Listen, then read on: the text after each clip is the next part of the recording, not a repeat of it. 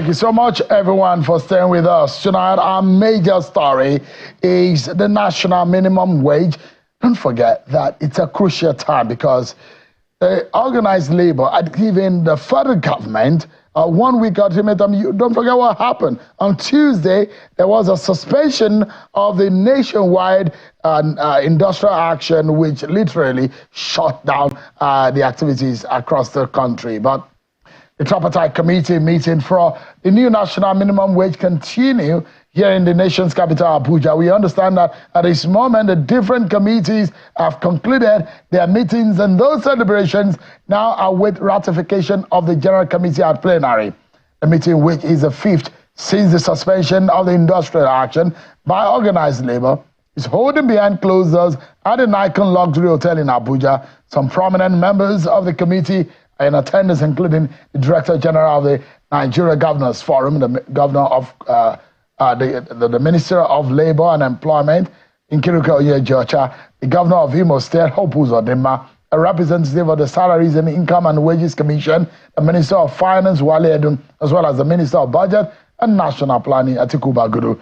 When the meeting was held on Thursday, that is yesterday, members of the committee gave assurances that a figure may be announced today.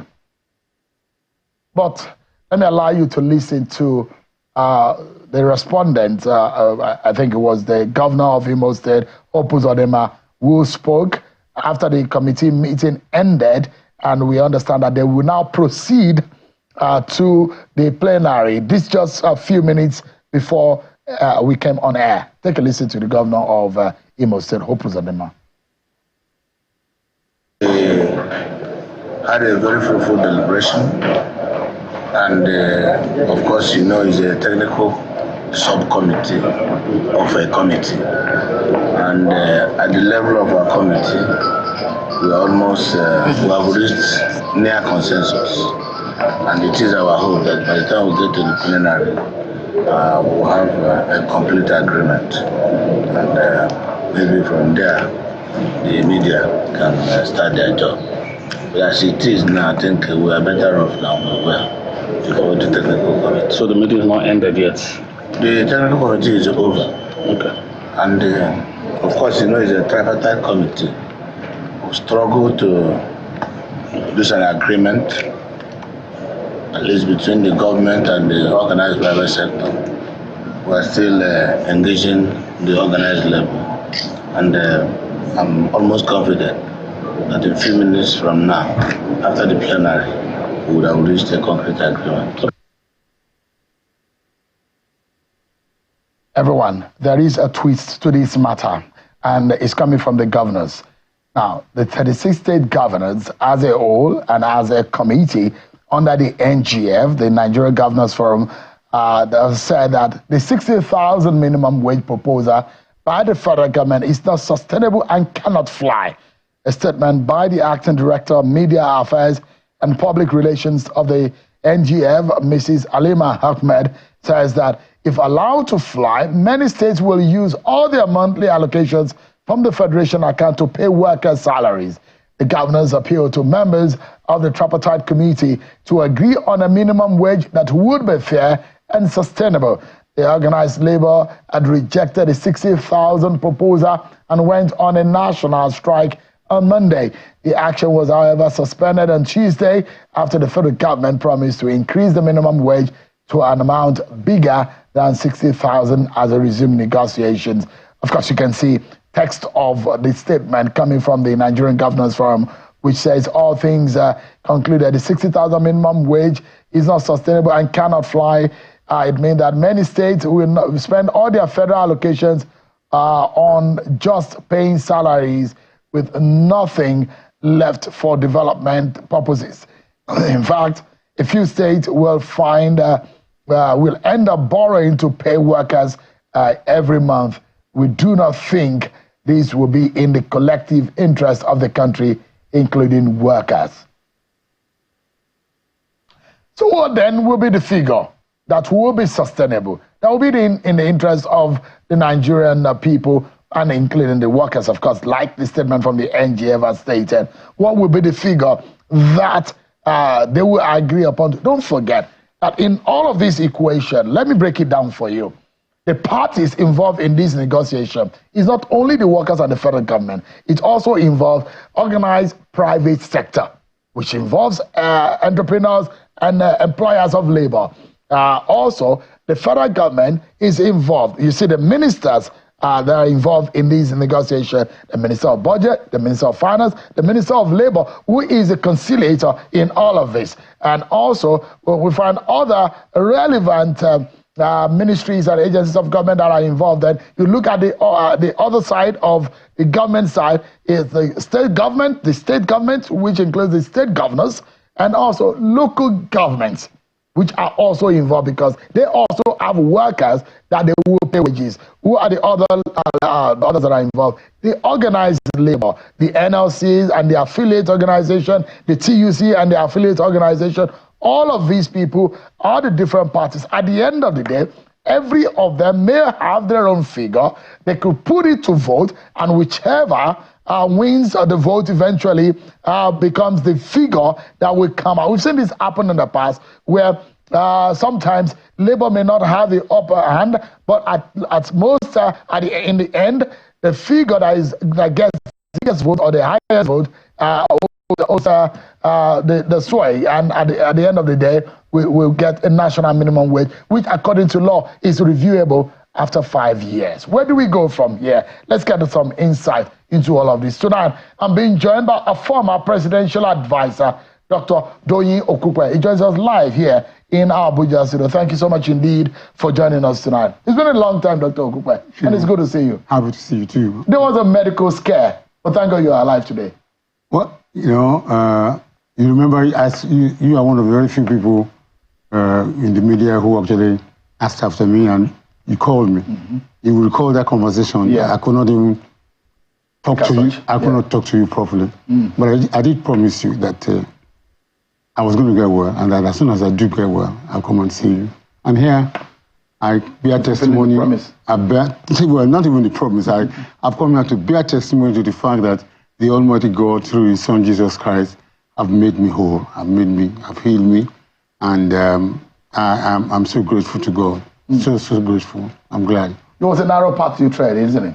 It was a scare, but you know, a very big one, isn't it? You lost a lot of weight too. Yeah, so the assurance that we have is that, you know, when we call upon Him, He will answer us, and that whatever it is, even when we go through the fire or we go through storm or whatever, He's with us. And you know, you remember what the Bible says. Even though I walk in the shadow of the valley of death, you know, your rod and your staff, they comfort me. Did you actually walk through the shadow of death? Literally. I did. You know, I mean, there were stages during this period that I was totally prostrate. I could not do nothing. Me, as I'm talking to you, I could only shift in bed. That's all. You know, to get out of bed, my wife had to take me out of bed, even to get to the toilet, and then I have to be taken up again and put back to bed. It was that bad. And one or two occasions, I actually collapsed. I mean, I had bone marrow failure. I had one side of my lungs, you know, totally collapsed, and due to pneumonia. You know, there was a time I was isolated.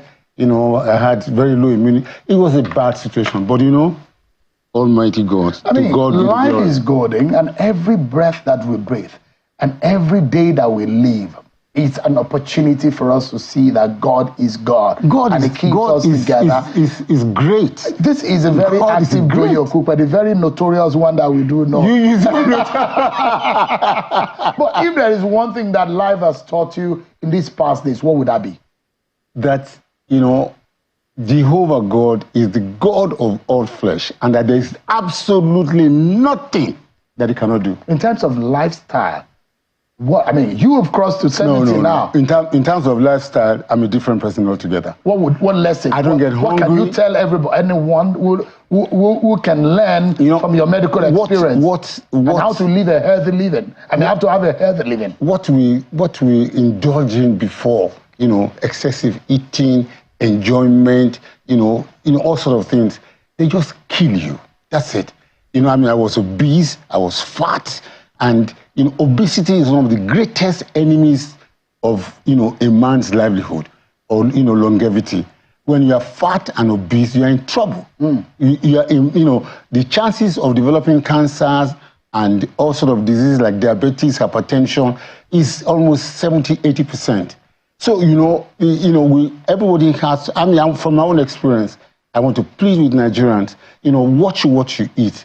Many of us, including me in the past, we dug our graves with our teeth. We just, ate and ate. Eat healthy. Eat healthy. It's very critical. That's a big lesson. Go check the Holy Scriptures. Genesis 1:29. God there prescribes exactly what manner of food a man shall eat. The more we concentrate and we live on plant diet, the best for us. I'm not saying don't eat chicken, don't eat beef, but let 60–70% of your food be plant diet. Yeah. That's not politics, but it's a very good. This program is also for learning, for information and education. But I thank God for you that we see. And congratulations, you've crossed to 70. In some way, you're an elder statesman now. In some way, I am an elder statesman. Dr. Okupe, it's good to see you. Let me drag you to talk politics and policy and governance, isn't it? No problem. What do you make of what is going on in terms of the negotiation? I'm very sure there was a time that you were trying to persuade Nigerians on behalf of the government. You will recall Adams or Shomoli's time. It shook your government. It was a difficult time also. Yeah. And we were very early in government. But my position is this. I want Labour. Labour, they've done so well, so far for now.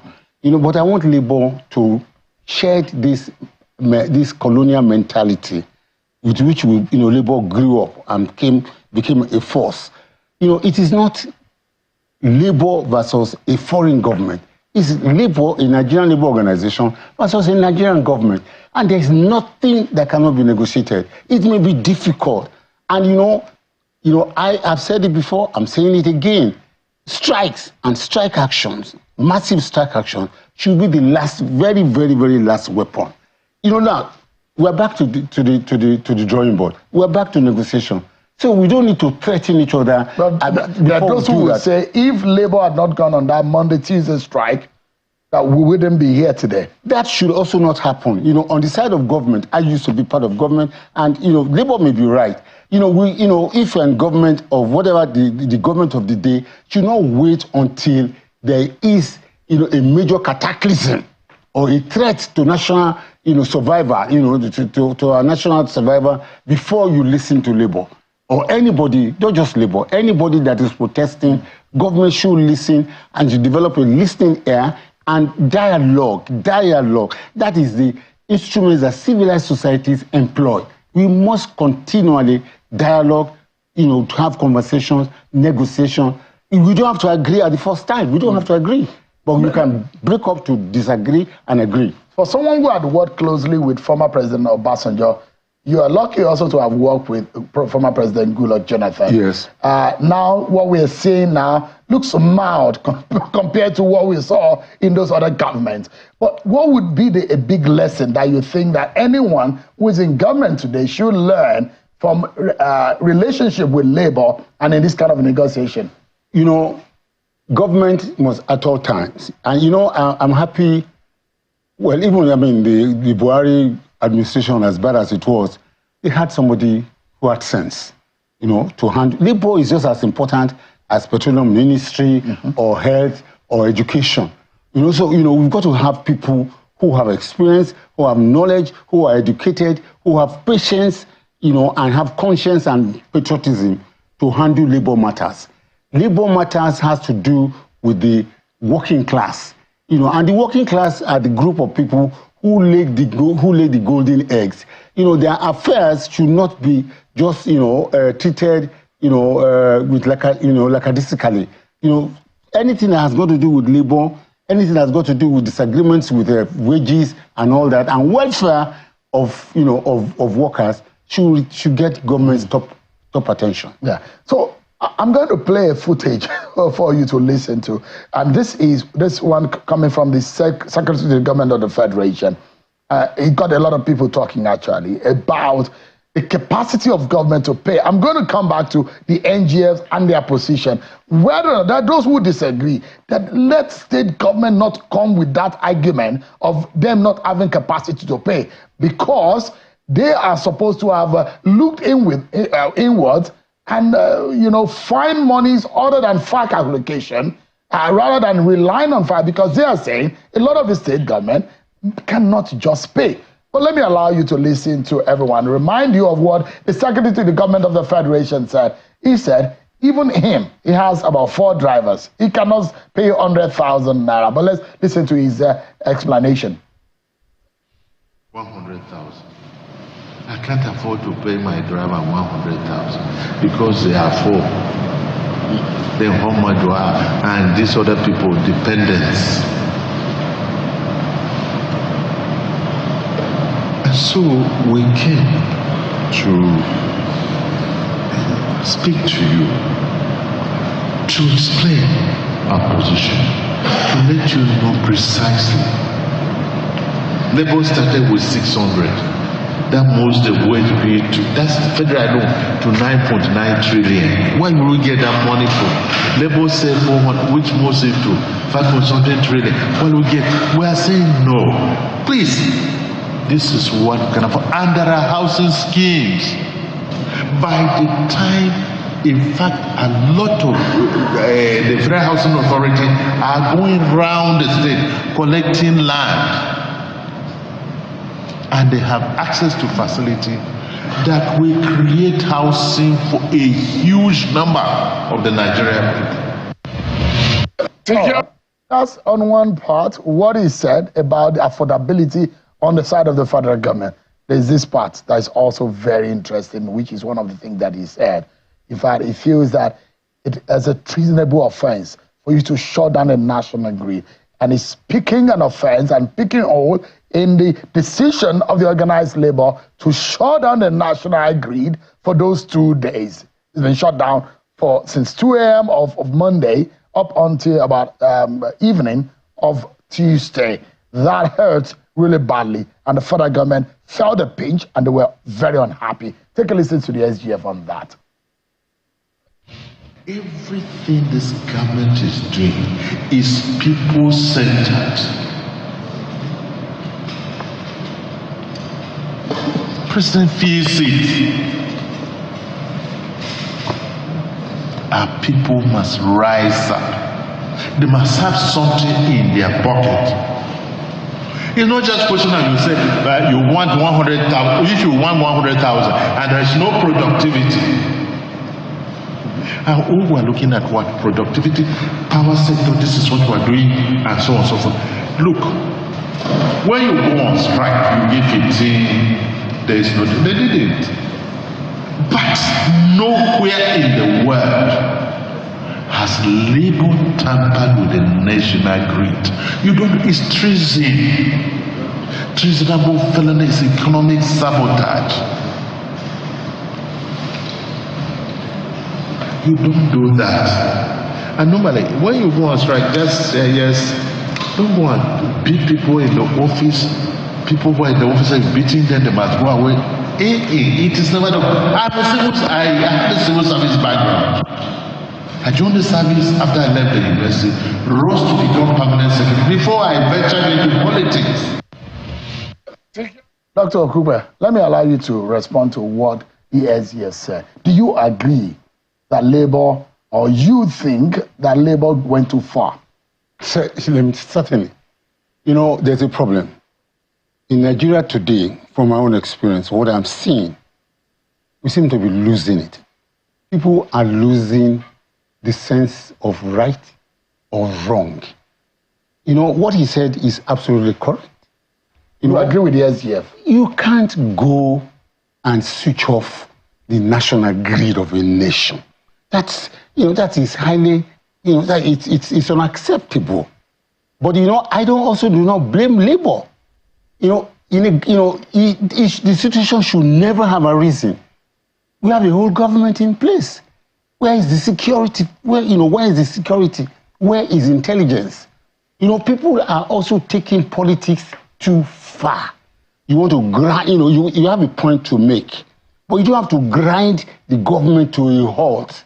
That's what I'm telling you. It is us versus them. You know, let not lose focus at any given time. You know, Labour went off course by going to shut off the national grid. That is evil. It's sinful. It is unacceptable and it's criminal. You know, but I'm happy, I'm happy that we have, at this present time, a man like Bola Tinubu at the saddle of affairs. And I'm sure he believes that being a Democrat, you should not be high-handed. It's fine. That's okay, fine. But, government at a point in time, sometimes, always have to draw the line. You have to draw the line. Otherwise, the Yoruba people say that if it was not that the snake had a poison, within its teeth, people will go to the farm and use it to tie firewood and bring home.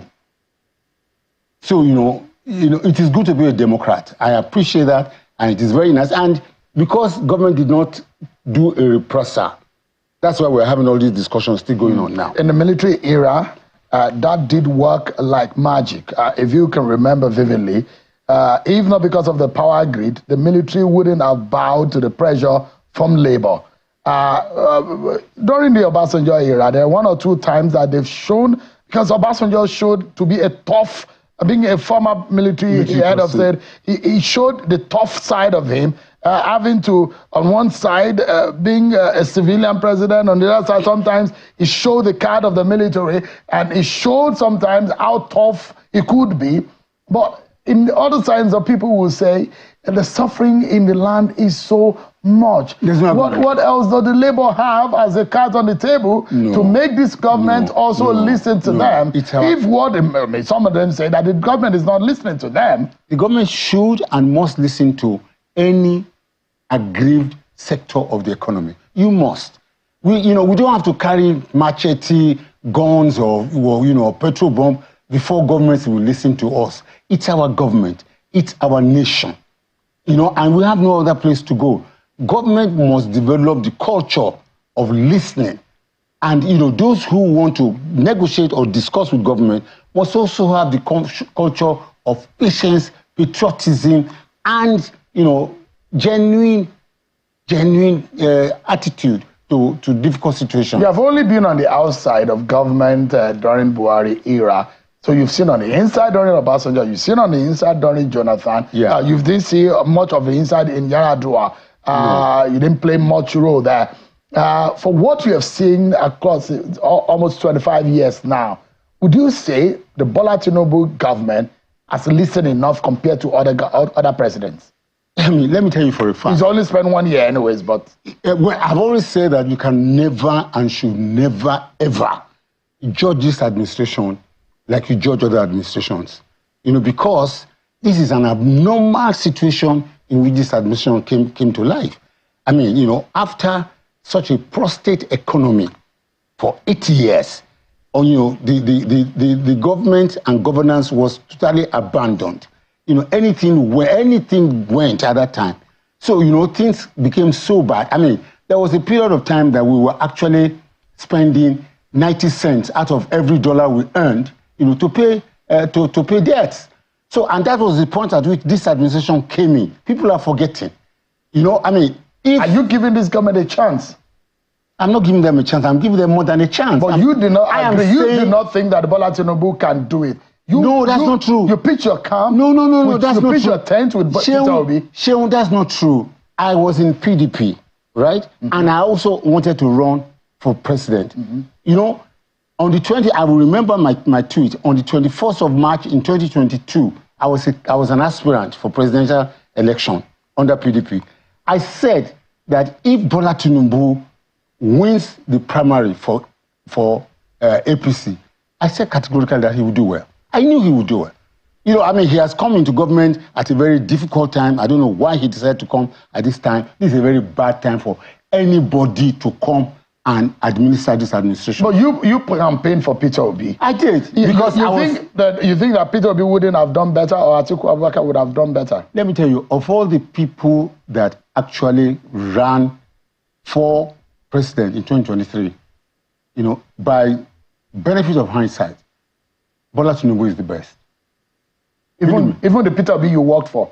I'm telling you that from the benefit of the hindsight, I've seen Peter Obi, I've been with Atiku Abubakar. I also knew, many people are not aware, I knew Bola Tinubu so many years ago. We have interacted. I've not seen him in the last 7, 8 years or whatever. That's not the point.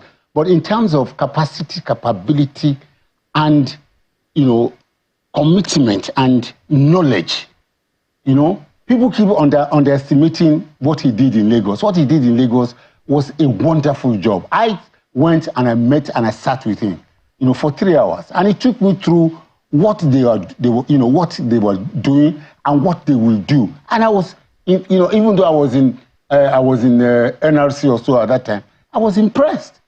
I was heavily impressed. So, I think that if this country will give this gentleman some time, like I had Body George talk this morning, and that's the truth.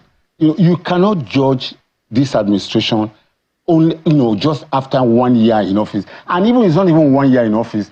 His government his government did not come on fully till August. Your statement about comparing Jesus Christ and all what have you have been heavily criticized. You think that you were that was a slip? No, there was no slip. Sheon, in literary language, there's something they call context. The context of the matter. So you're doubling down on that statement? No, what I said, let me repeat what I said. I said, look, now I'm an evangelist, and I am. I think and dream and talk about Christ, Jesus. In everything that I see Christ in everything.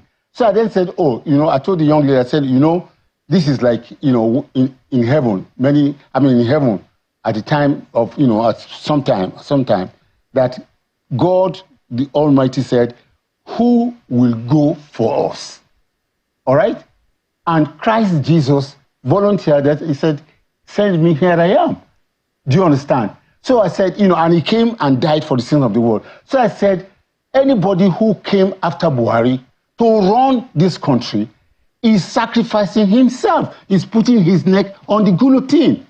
Anybody who sacrifices or is prepared to sacrifice his life for others has a Christ-like attitude. I'm repeating it. Even compared to Peter the Rock, since you are making reference to the Bible, yes, you do not even think that Peter, your very good friend, is not comparable to Bola Tinubu? No, we have not seen Peter in action. So you don't think he doesn't have the kind of capacity? I am not saying that. I'm not saying that. So you're saying this in truth, not because of one political bias that you have? Look, I'm 72, for goodness sake, Sheon. If at this my point, when I was 28 or 30, and I was contesting and campaigning for election in Lagos, I, a small rat, I faced Jakonde. I faced late Chief Obafemi Awolowo, may God bless them. So why should I, 40 years later, not be able to say things as I see it? I've had a lot of crap. People say that, I'm a betrayer. I'm not. Look, it sounds like betrayal, though. It's not betrayal. For someone like, you were the campaign DG for Peter. Wait, can you just wait, Sheon? Peter and I had an understanding. We wanted a southern president. And and when I spoke to Baba Adebanjo told me that, look, if you really want a southern president, who do you think, which region do you think should have it? And I said, in all truth, and as a Christian, sir, it should be the southeast. He said, that is correct. That is his position. He said, my son, come, let us support southeast. I said, I agree. So when I look at the candidates in PDP, I was a member of PDP. When I look at the candidates in the PDP and those who were vying for president, the only person I saw that was strong, cerebral, and I felt was capable was Peter Obi. Peter Obi never came to me. I went to him to say I was going to back him. And we went all over the country and I campaigned for him. And we didn't win. So as far as I'm concerned, that's over. But with the politics is not about hatred. But with the benefit of there are no permanent enemies in politics or permanent friends. Only permanent interest. We had an interest, and the interest was a southern president. But you have said it. God has now given us another southern president, not the one that we desired.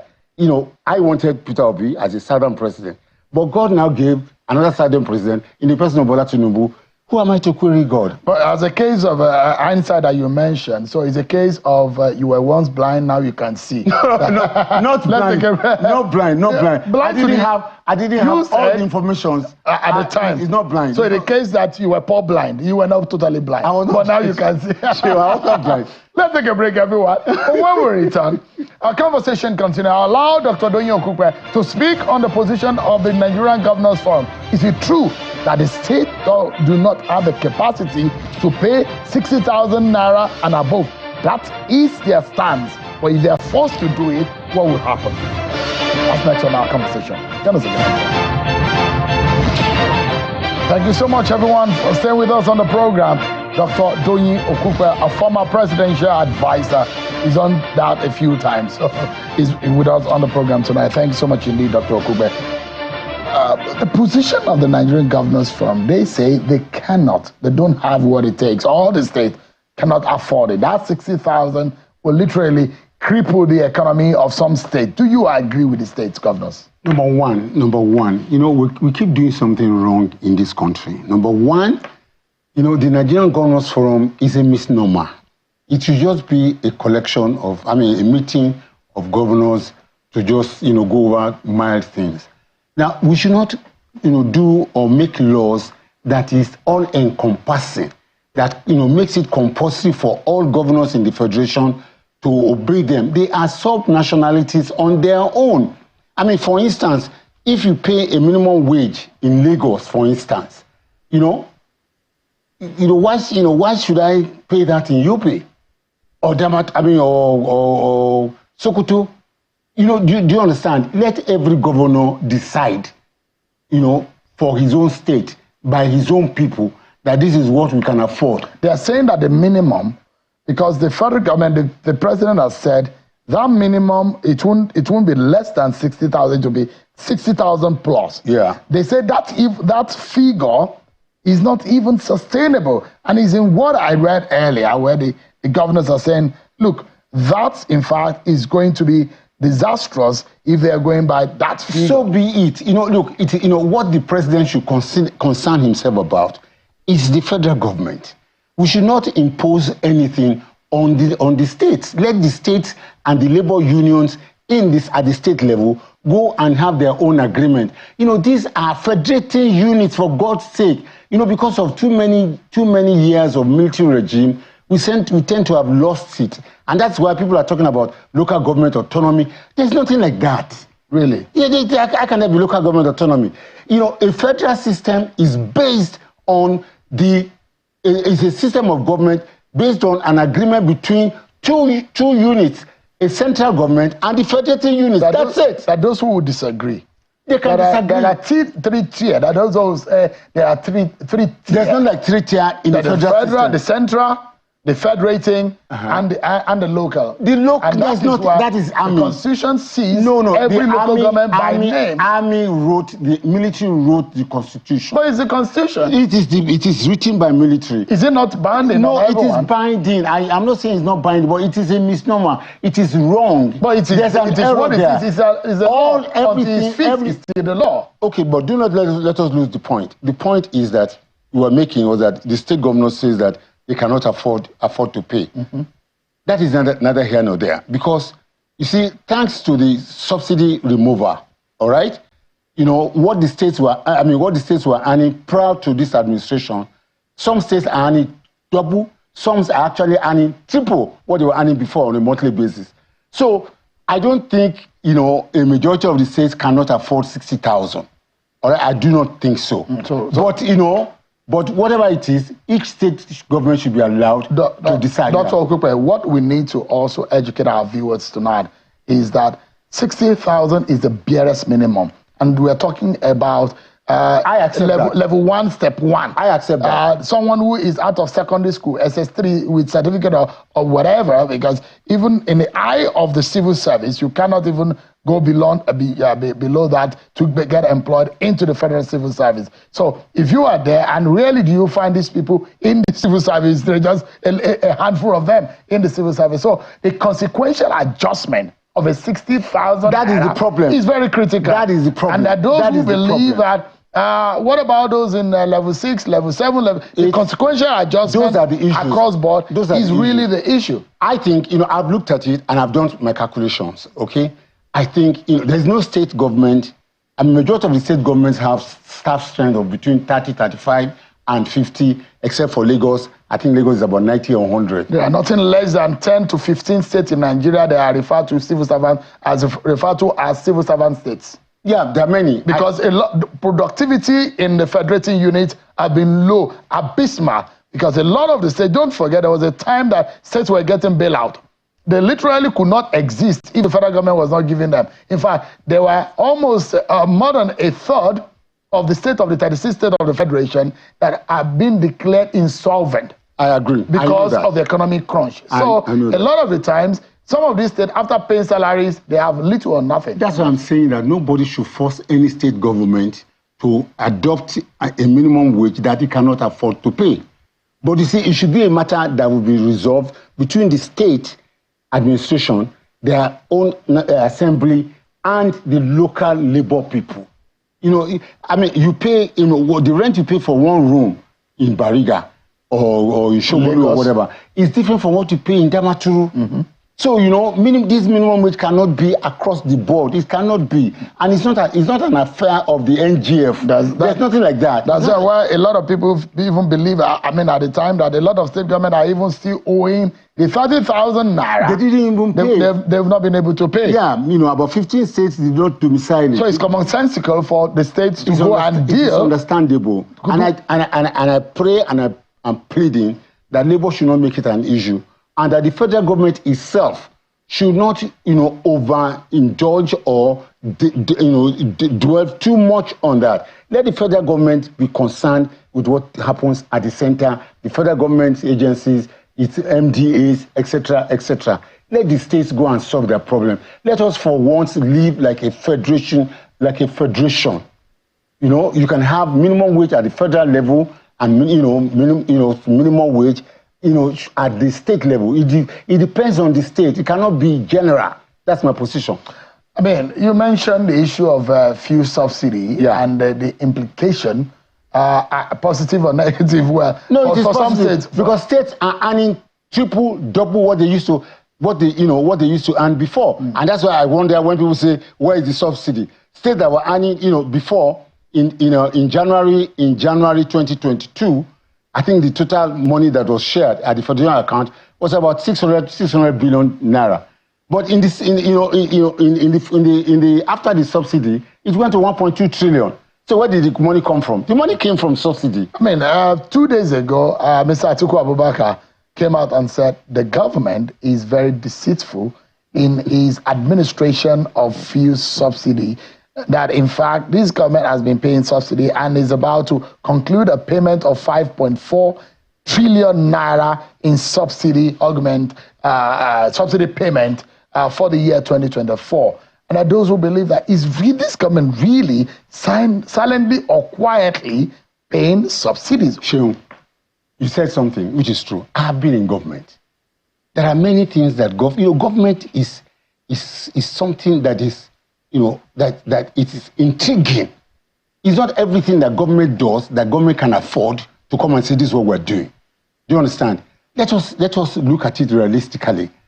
The landing cost of PMS is probably still the same, okay? But if it was $70 or something per liter or whatever it is, or $7 or $0.7, I don't know. Now, if at that time we were dollar to naira was 400 to 1, and you fix the price at a particular point. When the dollar price now goes to 1,450, you don't need to be a genius to know that the ground is no longer level. I think, I think the government haven't come out to say, I'm not in government, and I'm not speaking for this administration. I'm just like Ben Bruce used to say, I'm just using my common sense. I think what happened is this. The government said fuel subsidy is out, and they meant it. And fuel subsidy was out. But at the same time, the government took steps, to equalize or rationalize the exchange rate, which now made that naira to take a tailspin. So, if the price was 400 to 1 and it came to 1,000 to 1, the price of PMS is not going to be the same. So government not coming to us to say, oh, the price has changed, therefore we must change the forex exchange, therefore we must change the price. You know, people should sympathize with them. It's a matter of integrity. What I've seen here is there may be, I'm not saying authoritatively, there may be what they call strategic concealment. That's not lying. Strategic concealment. But it's not totally being open. Yes. Transparency is a key. No. It's not, look, Sheon, I have been in government for years. I've been close to president and administrations for years. It's not everything that you can actually do in an open manner. Okay, look, let me tell you an example. You receive an information, that, some people, I've actually witnessed that, that in Yola or in Maduguri, the insurgents are going to attack and all that. And you have made a plan, to apprehend them. You don't make it a public issue. There are many things that government does that does not, government, conceals them. It's not because they want to be dubious, but because maybe it is not profitable. Because at the end of the day, what has government done? Government has not committed sin. Government has only done something that, helps us. Because if government said, oh, the price of fuel we buy at 600, and the dollar now changes to 1,400, and then say we should now buy at 1,000. We are the one going to be shouting now. But Nigerians need to know, don't they? At the appropriate time, Nigerians will have to know. Under the Buhari government, you know what they said? What? They said there was a term that when they said that we're going to remove subsidy, at the end of the day, they said they were not paying subsidy. And they came and said, oh, it is under recovery or something, that they called it or something. And, there are a lot of things around this petrol. There is the Petroleum Equalization Fund, which allow those who are in the up north to get it almost at the same price. Government put that fund in such that they pay for the transportation and logistics to get a whole lot of things that are happening. And perhaps what the articles of this world are asking is, let us know what you are doing. I believe, Atiku can say whatever he likes. Atiku is a leader of opposition, he's a politician, he still wants to run for president.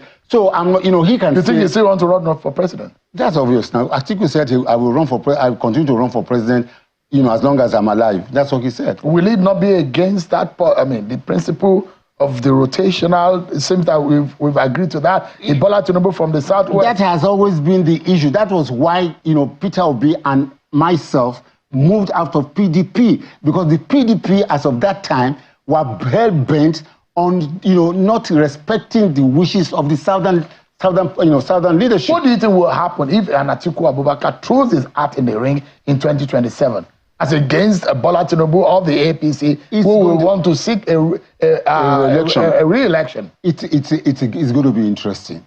That's all I can say. Only God knows what will happen, but it's going to be interesting. But will it be fair? After a Buhari 8 years. It has never been fair. That's why we advocated and we worked for a southern president. I believe that there are men of good conscience in the north, that even if individuals in the north, it has always been like that. When Obasanjo became president, Abubakar Rimi was on the field and contested primary, even though majority. The thing, I have confidence in the north. The north has always been politically savvy enough to stabilize the polity of this country.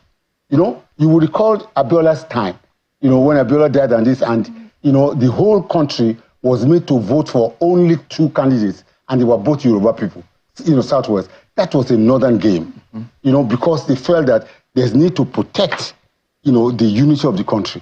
The North, have a reservoir of leadership that always, at the point, at the correct time, always moves in to stabilize the politics. And I think it will happen. It will happen again. We hope that it will happen the best again. in the interest of our nation will be done. Thank you so much indeed. Dr. Odoyin Okupe, a former presidential advisor, thank you so much. It's good to see you in good health and bouncing back on your feet. Thank you so much indeed. Thank you. That's our show for tonight, everyone. It's Friday. I don't know what you have for your evening or for the rest of your weekend, but in everything, don't forget what Odoyin Okupe said earlier.